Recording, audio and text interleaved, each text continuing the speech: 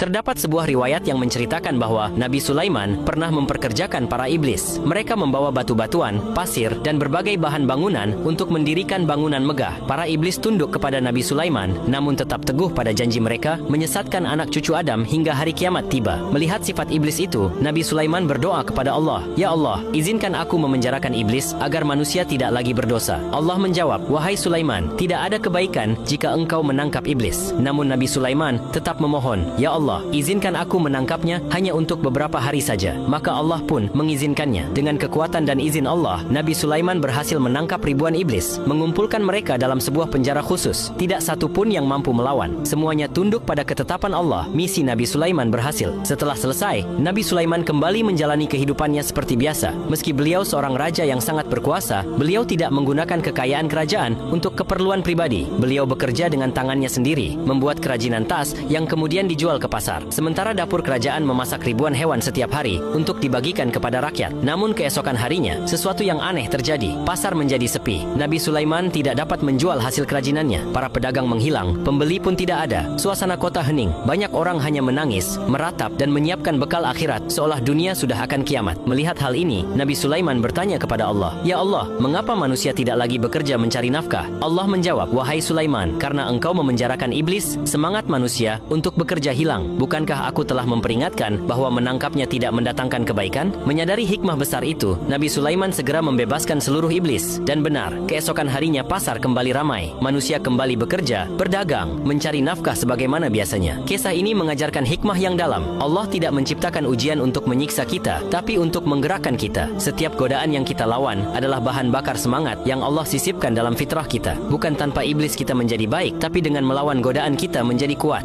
Inilah kisah ulama yang pulang membawa banyak harta, tapi sang ibu justru mengusirnya. Peristiwa ini terjadi pada abad kedua Hijriah di wilayah Makkah Al-Mukarramah. Pernah hidup seorang ulama besar bernama Imam Syafi'i, penggagas mazhab Syafi'i yang diikuti oleh sebagian besar umat Islam di Indonesia. Beliau lahir dalam keadaan yatim. Ibunya, Fatimah Al-Azdiyah, membesarkannya dengan penuh kesabaran. Mereka hidup dalam kemiskinan yang ekstrim. Hingga Imam Syafi'i kecil harus mengumpulkan potongan tulang, pelepah kurma, dan tembikar pecah untuk menulis pelajaran karena tidak mampu membeli kertas. Ketika Imam Syafi'i memutuskan merantau ke Madinah untuk berguru kepada Imam Malik, ibunya melepaskannya dengan sebuah pesan, "Pergilah nak, tuntutlah warisan Rasulullah. Kita bertemu di akhirat saja, jika dunia tidak mempertemukan kita." Bertahun-tahun, Imam Syafi'i berkelana dari Madinah hingga Baghdad hingga ia beranjak dewasa dan menjadi seorang ulama yang kecerdasannya luar biasa. Kemampuannya dalam sastra serta hukum Islam membuatnya sangat dihormati. Banyak orang kaya dan penguasa memberinya hadiah sebagai bentuk penghormatan. Singkat cerita, setelah perjalanan panjang menimba ilmu, Imam Syafi'i memutuskan